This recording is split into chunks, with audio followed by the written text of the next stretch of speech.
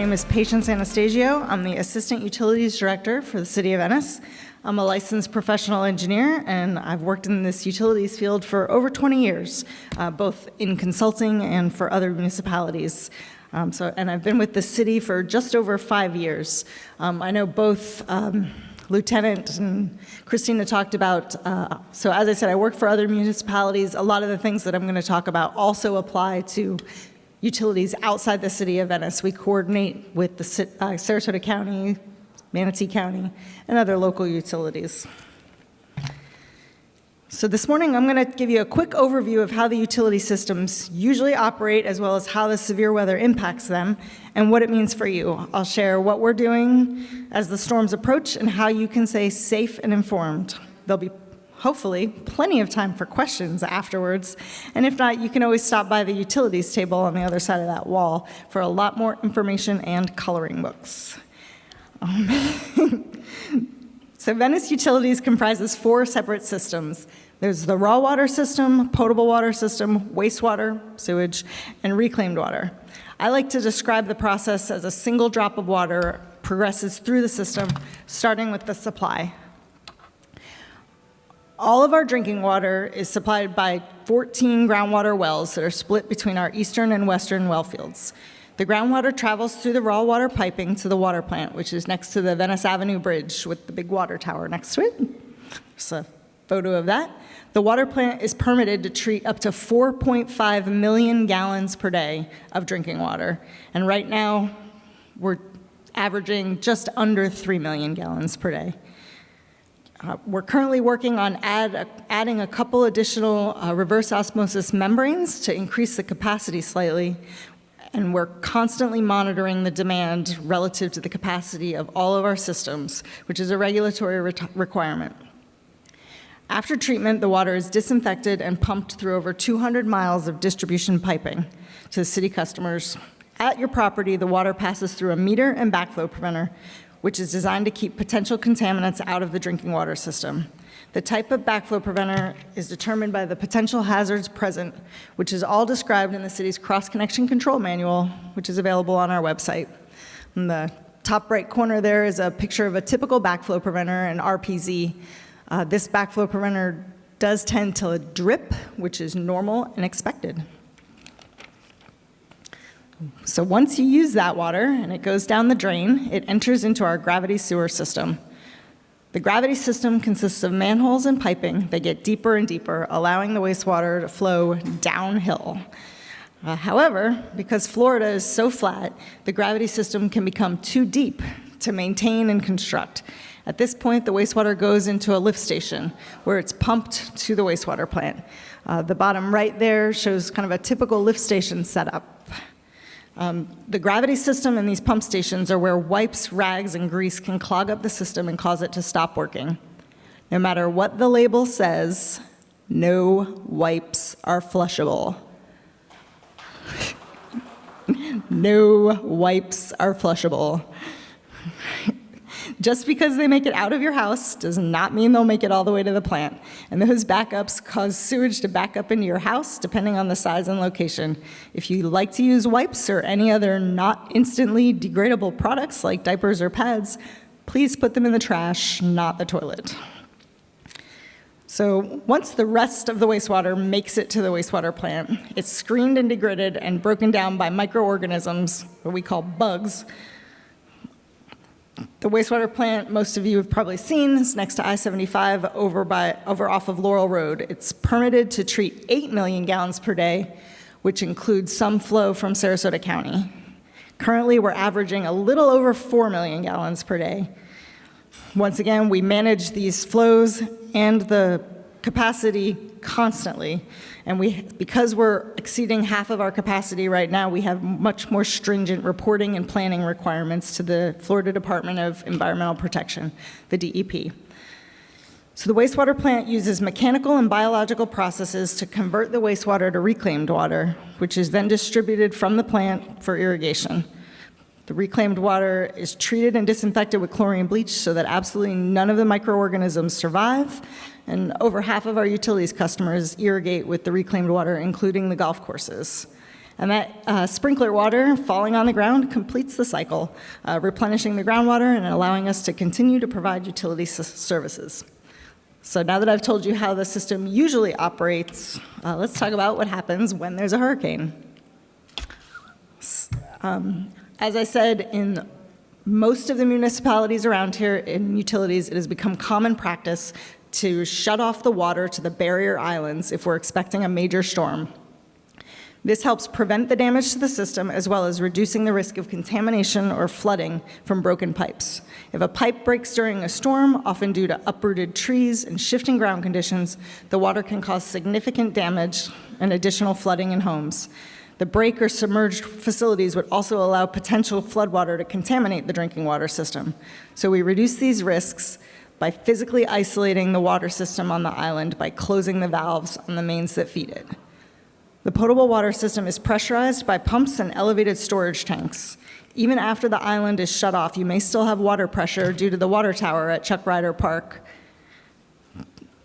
That water should be reserved for fire protection, and if the water is shut down to the island, it's likely there is an evacuation order in place.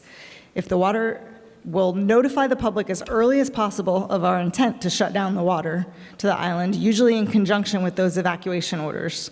If you're on the island, please plan to evacuate if asked, knowing that utility service and first responder assistance may not be available to you. So the best way to stay informed about the upcoming water shutdowns and boil water notices, as both of my previous speakers have mentioned, is to sign up for Alert Sarasota.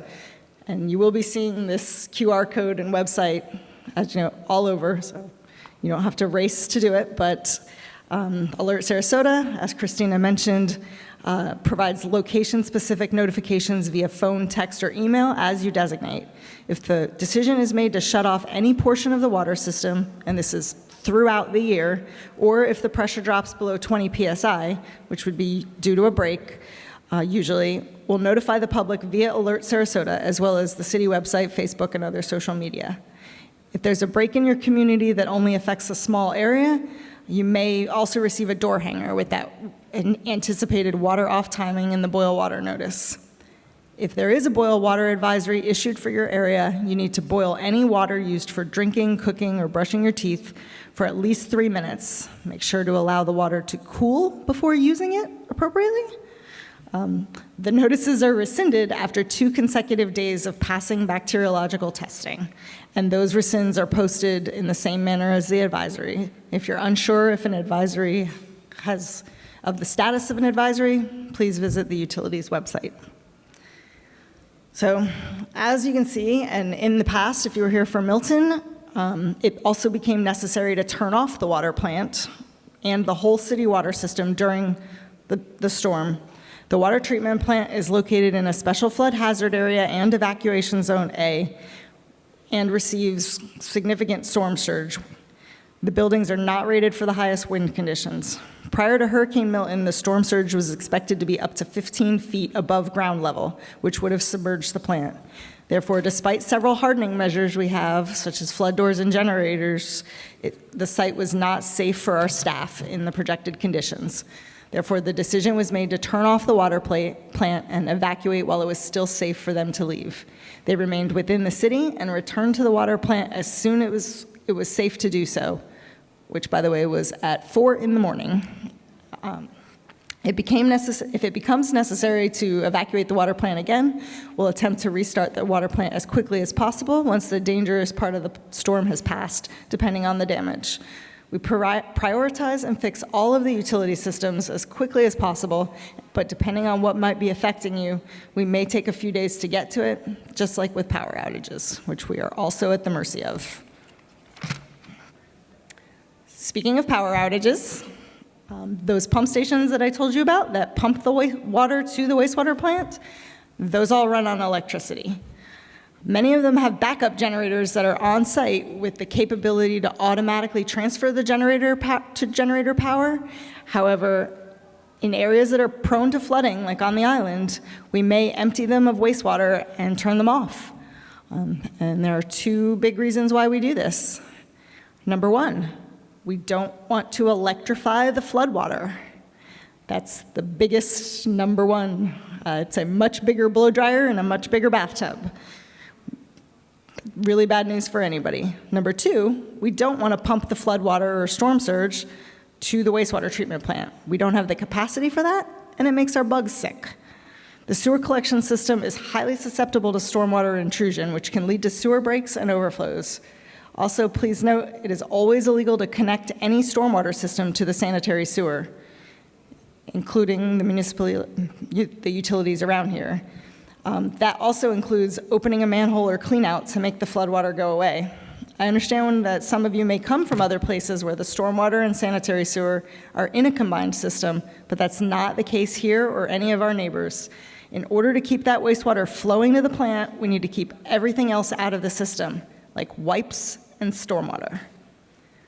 So in or after a storm, when those lift stations are off, intentionally or otherwise, the gravity system will act as temporary storage. If it fills up, it can back up into your homes or into the street.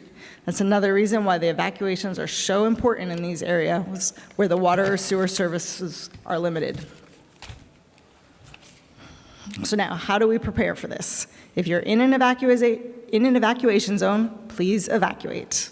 As all the previous speakers have said, water and sewer might be off in these areas and emergency services may not be able to reach you. Also, we have some emergency power, but in many cases are dependent on FPL to get things back to normal operation.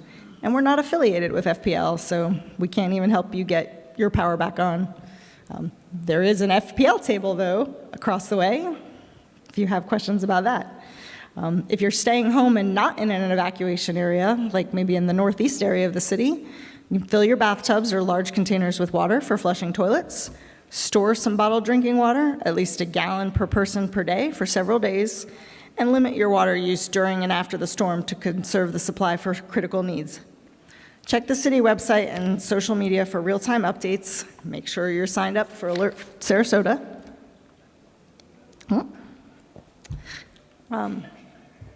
As for the utilities department, we're also getting ready.